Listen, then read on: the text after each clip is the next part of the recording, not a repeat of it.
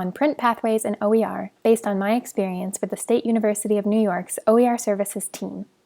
It might sound a little funny that print publishing could be seen as an innovation, but in terms of open educational resources, a response to shareability opportunities provided by the digital age, print publishing has occupied questionable space, and we're going to talk through just that. So let's get started. First of all, my name is Amanda Wentworth, and I am the OER Publishing Coordinator for SUNY OER Services. I was first brought onto the SOS team in a part-time capacity to handle the growing print production services offered by SOS. Since then, my role was expanded to full-time to meet the needs of our faculty who saw value in both print and offline access options for their OER. While this initiative at SOS will be going through a transition in the near future, there are still resounding lessons that can be learned from my time in this work. OER is an online digital movement. The internet is the foundation for easy resource dissemination and is what allows these resources their trademark free status.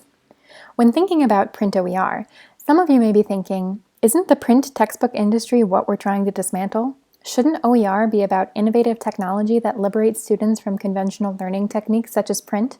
Do we even need print OER? It's important for me to point out that I don't necessarily disagree with these thoughts, as I really do think they're a basic building block and aspirational motivation for open education.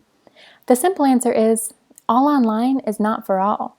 We can't simply pretend that students are where we want them to be as learners, solely digital learners, or ignore all of the factors of the current educational landscape and technology that might be influencing our students, as well as our instructors, to prefer print. As far as instructors are concerned, print OER can accomplish a variety of goals, including but not limited to allowing for in-class participation when an instructor wants to avoid allowing internet-enabled technology into the classroom, lowering OER anxiety in instructors who are still grasping or getting comfortable with the idea of OER and teaching with them. There's something comforting and familiar about working out of a paper-bound textbook that is reliably there, regardless of internet or digital literacy, or even battery life.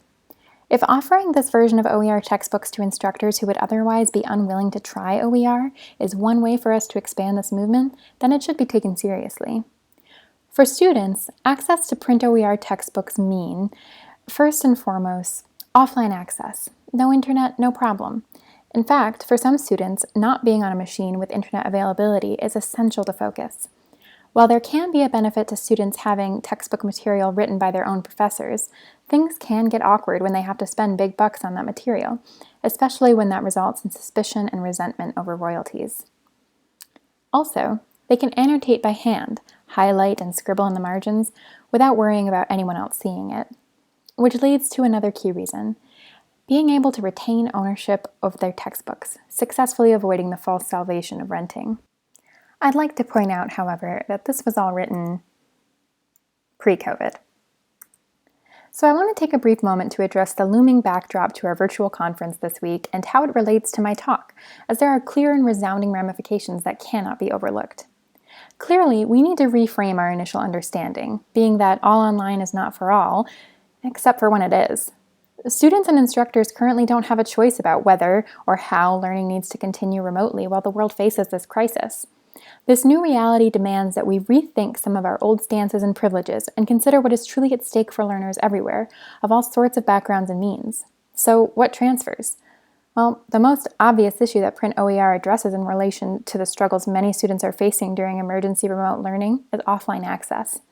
Plenty of students who previously had the benefit of campus-provided internet have been forced to finish their semesters away from that reliability. Let's also keep in mind the students who were already facing this difficulty. In her talk on the Copyright in Open Education Strategies webinar series, Sparks Nicole Allen captured the scenario nicely in her remark, "Some of the things that were once invisible have become visible." Additionally, the retention of ownership issue is enthusiastically carried through in this particular scenario. We've all been hearing about the temporary flexibility of some conventionally copyrighted material, including offering some resources that are usually behind strict paywalls for free. While this might be the best option for instructors and students right now to relieve some of the most urgent pressures brought on by this pandemic, we need to remember that these are not long-term solutions, and students and instructors will lose access to this generosity once this time comes to a close. This retention of ownership issue makes me think about the temporary balm that is renting, and the issues that are often overlooked in favor of upfront savings. A friend of mine is going for her master's in biochemistry, and had rented all of her biochem textbooks when she was an undergrad, and now is in the position of having to re-rent exceedingly similar material. If only I had known that these books were going to be useful to me, I might have just bought them to save me money down the road, she said. As an undergraduate student, she wasn't thinking about tackling her master's when faced with the option of buying a $300 textbook versus renting one for $150. All this to say, maybe renting isn't the godsend that rental companies tout it to be. Maybe the lower price tag on renting is a distraction from the real issues underlying those prices in the first place. A rental textbook, therefore, does not mean cheap for a few reasons. If a student misses a return deadline, bam, fee. If they need an access code, renting won't be an option. Even if they can find the textbook as a rental, they'll still need to purchase the access code separately, which, on its own, can still be pricey. SUNY OER Services decided to take this ask seriously and explored print pathways in OER in order to support our faculty in the most comprehensive way possible. So, in 2017, the SOS Print Pilot was started by Allison Brown and Laura Murray to offer a sophisticated print solution for SUNY faculty. At a basic level, our motivations for print rested in two specific areas: to facilitate offline access and to meet students' print preferences. Offline access in this case could mean both print as well as other downloadable formats. Many of the students in the SUNY system live in areas with surprisingly low broadband internet access, so when they are not at campus, their internet access could be spotty. These are the commuter students who spend up to 12 hours a day on campus in order to finish their online work as well as do their online studying. Regarding print preferences among students, a 2019 study explored the enduring trend of student print preferences amongst undergraduate students of all ages, finding that, on average, students who had access to print textbooks rather than digital spent more time studying and engaging with their textbook than their fellow students with access to only digital. While digital textbook students enjoyed easy skimming and content search capabilities, which likely played a not insignificant role in how long they engaged with the content, print textbook students were grateful for the ease of use, readability, portability, and hand-to-paper highlighting note-taking capabilities of their print course content. In my research of both formal studies and social sentiments, there is a general assumption that all college material should be digital, as today's students, implying the youths, don't have an interest in or a use for print material. While not directly related to this assumption, this tweet by Robin DeRosa in August 2019 deeply resonated with me as I grappled with my own feelings about these sentiments. Saying, even if generational characteristics were true, if you designed around them, you'd be intentionally alienating the marginal students, minority populations, outliers, the people who most need us to see them. College students are not kids. Youths are not robots. Learning is diverse.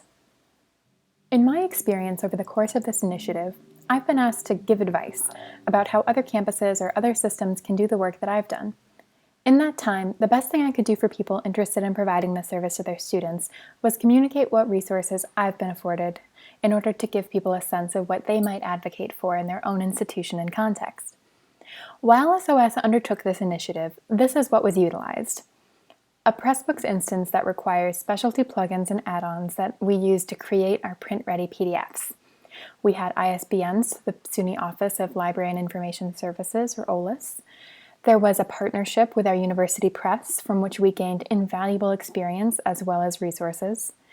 And the most important resource provided by our press was access to our print-on-demand vendor, Lightning Source.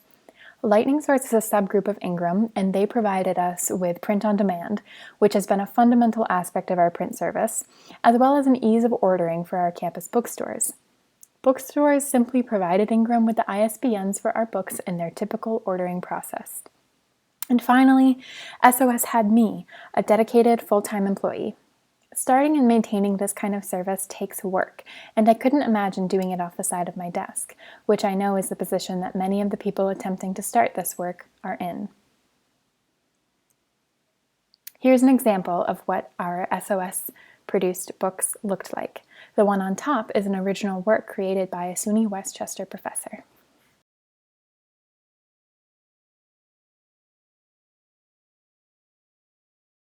Here's the obvious obstacle. Print is not free. On top of the basic costs of paper, ink, binding, paying people to do that, etc., there are some additional barriers to what we would consider true affordability, which, when we started, we considered to be books under $40. At the beginning of this pilot, our service was strictly restricted to black and white prints, but as time went on, we found more and more faculty who prefer their books to be in color, which is clearly an added cost. While we continue to encourage our faculty to avoid color, reassuring and reminding them that color will be available to students in the online versions, we realized that by not providing color options, we turned off faculty who would otherwise enthusiastically work with us. There's also the page count to consider. Our print vendor bases the retail price of our books primarily on how long the books are, which, as you can imagine, can be really, really long. These are often digital texts that are converted to PDF, and it can be really surprising how long they turn out. Digital space is much more vast than physical space, and when we have faculty who either are convinced that they need all that digital text in a print book, or who aren't interested in deciding what content to cut for a print version, that can become a huge cost. We would do our very best to keep costs down for students as much as we possibly could, and a big part of that for us was to make sure that we weren't making any real money on these books. Lightning Source has a publisher compensation option when setting the retail price of your books, which we would set as close to zero as possible without running the risk of going into the red. Finally, a persistent challenge was thinking about sustainability and longevity for this service.